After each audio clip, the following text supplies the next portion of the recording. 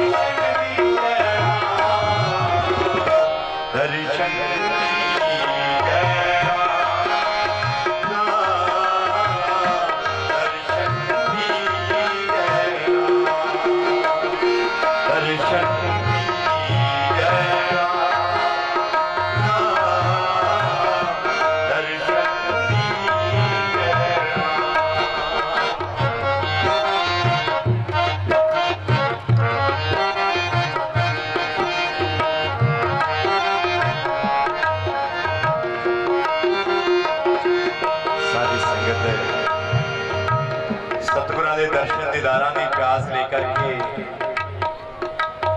अज दे समागम मना रही ने, गुरु चरणों में हाजरियां भर रही ने ते दर्शन दीदारां दी बेनती अरदास कर। गुरु प्यारिओ, बहुत चंगे भाग होवन, चंगे सतगुरां लेख लिखे होवन ते तद जाकर के सत्संग भागां विच हुंदा है। वड्डियां भागां दे नाल संगत विच सजन दा मौका मिलता है, सतगुरां दे चरनां दे विच विराजन दा समां प्राप्त हुंदा है। वड्डे भाग होवन तद सतगुरां दे दर्शन दीदार होंदे ने। वो बहुत बिरले वीर बिरले जीव होंदे ने जिन्हां ते सतगुरु ऐसी दया करदे, कृपा करदे ने, उच्चारण करते ने कि सत्संगत में धर्म है, बड़े नाम का रंग, बैकुंठ भी उसे आखदे जहां होते संत संग। कि भाई वड्डियां भागां दे नाल सत्संग प्राप्त होंदा है ते सत्संग दे विच ही आकर के फिर उस पिता परमेश्वर के नाम का रंग उस जीव नूं चाहता है जिहड़ा सत्संग दे विच आकर के जुड़ बैठदा है। फिर जदों सतगुरां दे नाम का रंग चढ़ता है, फिर जीव आत्मा परमात्मा के रस्ते ते चलदी रूहानी मंजिलां नूं तय करती है। ते जदों फिर इस रस्ते ते चलदे अंदर इस आत्मा दा, इस रूह दा अपने सतगुर दे नाल मिलाप हुंदा है, उस स्थान नूं साहिब सतगुरु श्री गुरु रविदास महाराज जी होना बैकुंठ कह करके संबोधित किया है कि बैकुंठ भी उसे आखते जहां होते संत संग। ते ये जिहड़े अंदरों मिलाप होने ने सतगुरां दे नाल, बहुत ही श्रेष्ठ कर्मां दे नाल, वड्डे भागां दे नाल जेकर सतगुरु दया करन ते तां दी संभव। जब गुर भय दयाल सो चरनी लाया, सतगुर काटे बंधन नाम जपाया। कि भाई सतगुरु दया करन तादी नाम जपदा है जीव, ते फिर जदों ये जीव नाम जपदा है ते तादी अंदरों अपने सतगुर दे नाल दर्शन दीदार करदा। जदों कोई जीव इस अवस्था विच पहुंच जाए कि उसनूं स्वास स्वास अपने सतगुर के दर्शन दीदारां दी प्यास लगनी शुरू हो जाए, ये मन पल पल अपने सतगुर के दर्शन दीदारां वास्ते लोचना शुरू कर दे, तद सतगुरु उस जीव ते दया करदे, कृपा करदे, मिहर करदे ने, उस जीव नूं पूर्ण ज्ञान दी बख्शिश करदे ने, बेगमपुर दा मार्ग दिखाउंदे ने, बेगमपुर दा वासी बना देना। पर यह अवस्था उन्हां ते आंदी है कि प्यारिओ, जिहड़े जीव अपने सतगुरां दे नाल सच्ची प्रीत पा के रखते हैं, बिना किसी स्वार्थ दे निस्वार्थ प्रीत पा के रखते हैं, ये अवस्था उन्हां ते ही आउंदी है। ते ध्यान दिओ, फिर सच्चियां प्रीतां केवल ते केवल उन्हां जीवां दियां ही पै सकदियां ने जिहड़े जी अपने सतगुरां दे प्रति अपने टेक मजबूत रखते हैं, पूर्ण भरोसा रखते हैं, अटल विश्वास रखते हैं। ये नहीं कि चलते चलते जीवन काल में किते रता जितनी दुख तकलीफ आ जाए ते असी अपने सतगुर दा पल्ला छड्ड के किते होर ही चेलियां चपड़ियां दे चक्करां विच तुरे फिरीए, धागे तवीत जिहड़े इकट्ठे करते फिरीए। गौर करिए गुरु प्यारिओ, जेकर असी गहरे समुद्रां नूं छड्ड के जिन्हां दे विच अनेकां अनमोलक खजाने छुपे होए ने, जेकर असी उन्हां सागरां नूं छड्ड के ते गंदियां नालियां दे कंढियां ते जा बैठांगे ते असी फिर उन्हां गंदियां नालियां दे विचों कोई खजाना साडे हत्थ नहीं लगण वाला, केवल ते केवल गंदगी ही साडे हत्थ लगेगी। ते जेकर वो खजाना प्राप्त करना है ते फिर उस महासागर दे विच डुबकी लगानी पैगी, ते वो महासागर ने इस संसार दे अंदर संत महापुरुष जिन्होंने अज कृपा की है कि सारी संगत की बेनती स्वीकार करते हैं, अज साडे विच हाजिर होकर के सारी संगत नूं अपने दर्शन दीदारां दे नाल निहाल कर रहे हैं। आओ फिर गुरु प्यारिओ अपने मन नूं करिए एकागर, टेक करिए सतगुरां दे चरनां विच मजबूत ते आओ बेनती करिए सच्चे पातशाह कृपा करो। असीं ते भुल्ले भटके फिरदे हैं, आप दया करो, कृपा करो, आप द्वारा दर्शाए गए मार्ग ते चलण दी समत बख्शिश करो, कृपा करो, अपना नाम जपाओ, अपने दर्श दिखाओ। आओ गुरु चरणों में बेनतियां अरदासां करिए। साहब सतगुरु श्री गुरु रविदास महाराज जी द्वारा उच्चारण इस शब्द के नाल आओ सारी संगत सरवण करते हैं।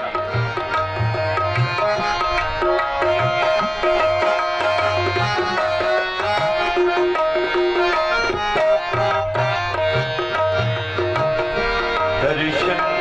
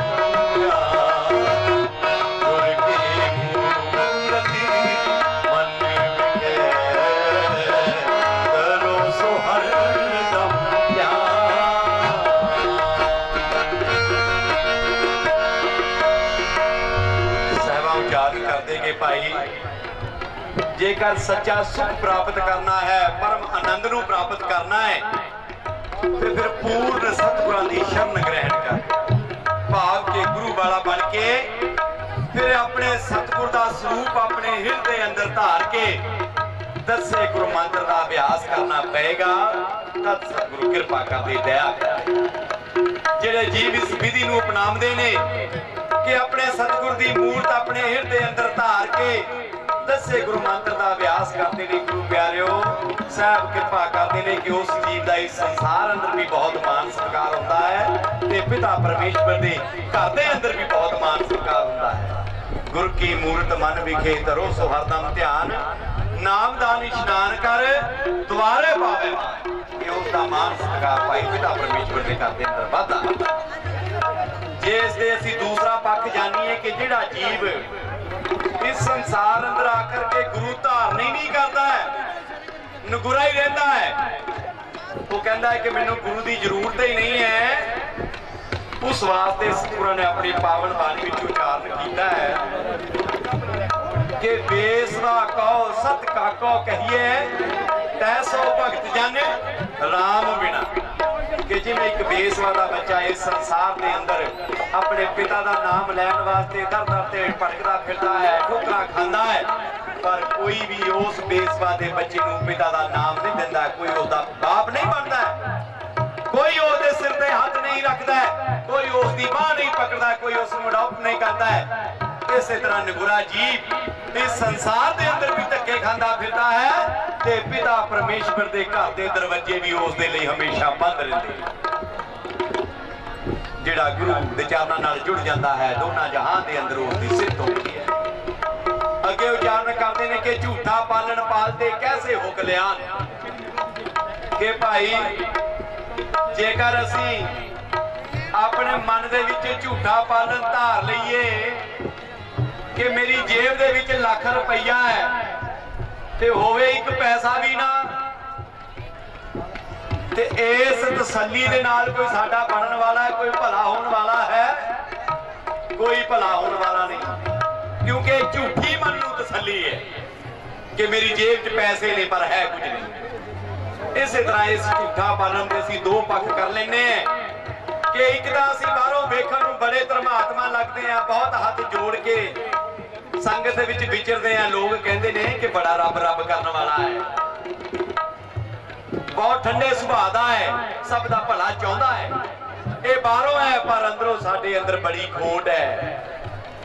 असी कोई भी मौका जान नहीं दिंदे, मौका मिले सही असी एक पल तो पहला भी दूसरे नुकसान पहुंचाने की कोशिश करते हैं, दूसरे का बुरा तकते हैं, मन विच खोटा भरियां होईयां ने। ये एक झूठा पालन है। कई सानू संगत नूं गुमराह करते भी मिल जाते हैं कि बाणा दे भाईओ संतां महापुरुषां वाला पालन दे ने, ते फिर संगत नूं गुमराह करदे कि तुहानू सारे दुखों तो नवेड़ा मिल जाएगा जेकर तुसीं मेरे पास आओगे। ए मेरा कार्ड है, पास रखो, इस दिन नूं तरीक नूं मैनूं फोन करके आ जाना, तुहाडे सारे दुखों का नवेड़ा कर देंगा, पर खर्चा जिहड़ा है ना वो कोई 25-30 हज़ार आ जाना है। ते भाईओ झूठा जिहड़ा पालन पालदा है, आ विचार करो कि जेड़ा सतगुरां दे अनुसार आप ही डुबिया जाता है, सानू की पार लगाएगा, जेड़ा उसकी बेड़ी विच बैठेगा वो आप ही डुब जाए।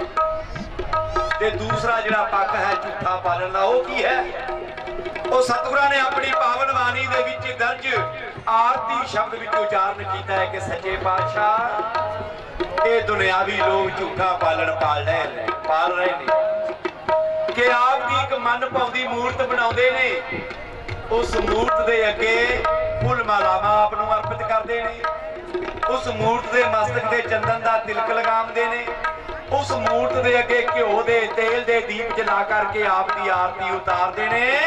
पर मैं अजिहा कुछ नहीं करता, क्योंकि मैं जानदा हां हर के नाम बिन झूठे सगल बसारे के भाई, उस पिता परमेश्वर के नाम तो बिना सब कुछ ये बाहरी अडंबर जिहड़े ने ये झूठ दा पलंदा ने। इस वास्ते सतगुरु उचारण करते कि हे पिता परमेश्वर जी, मैं आप जी के नाम रूपी पावन स्वरूप दा अपने हिरदे अंदर ध्यान धरदा, फिर उस स्वरूप दे अगे मैं आपके नाम रूपी ही फुल लै, नाम रूपी ही धागा लिया ते नाम रूपी ही फुल मालावा बना के अर्पित करता, आपका नाम रूपी ही चंदन लेना, आपके मस्तक के नाम रूपी ही मैं तिलक लगावना, आपका नाम रूपी ही दीपक लिया, आपका नाम रूपी उसके अंदर तेल डालिया है, आपका नाम रूपी ही उसके अंदर मैं बत्ती डाली है, तो फिर आपके नाम की ही जोत जगावना।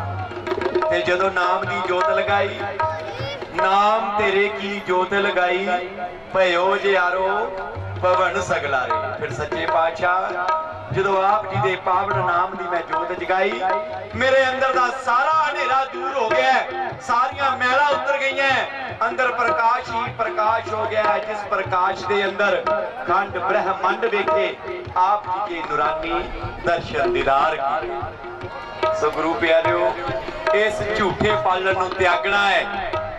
सतगुरु कहते हैं कि झूठा पालन पालते कैसे हो कल्याण, कि झूठियां तसल्लियां दे नाल कोई साडा भला नहीं होने वाला, उस पिता परमेश्वर की प्राप्ति नहीं होने वाली। जेकर असीं तरह तरह का बाणा पा लईए तो सोचीए कि परमात्मा साडे लागे है, ये भी साडा भरम है।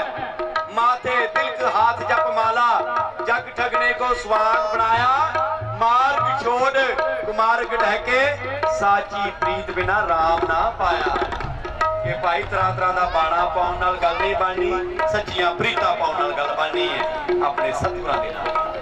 अगे उचारण करते हैं कि आज्ञा गुरु की जित धर कह रविदास मुन्ना, कि अपने सतगुरु की आज्ञा जिहड़ी है उस ते चलना है, झूठे पालन तो बचना है, झूठे पालन वालियां तो बचना है। हुण ध्यान दीजिए, जी मैं पहले बेनती की कि बहुत सानू झूठे मार्ग के नाल जोड़न वाले मिलते हैं कि वो वेखण नूं ते संतां महापुरुषां वर्गे हुंदे ने,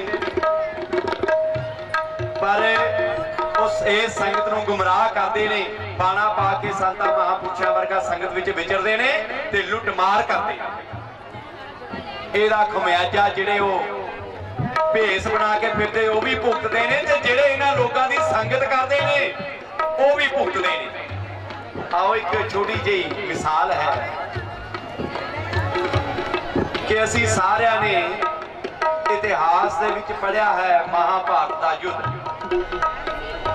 महाभारत का जिहड़ा जंग होया है, जिहड़ा युद्ध होया, लड़ाई हुई है, वो बहुत वड्डी एक घटना सी जिस दे विच बेशुमार कतलेआम किया गया है, बहुत खून बहाया गया एक दूसरे जीव का। कहते ने कि जिहड़ी कुरुक्षेत्र की धरती जिथे युद्ध होया सी, वो धरती जिहड़ी है खून दे विच लथपथ हो गई, ते अज भी कहते जेकर उसकी मिट्टी खोलीए तो लाल रंग की निकलती है। जदों ये एडा वड्डा घटना जिहड़ी है ये उत्थे वापरी है, दुखांत वापरिया है, ते इस तो बाद फिर कृष्ण जी ने गुरु चरणों के विच एक बेनती की, पिता परमेश्वर के चरणों में बेनती की कि महाराज इस संसार के उत्ते बहुत कतलेआम होया है, बहुत खून खराबा होया है,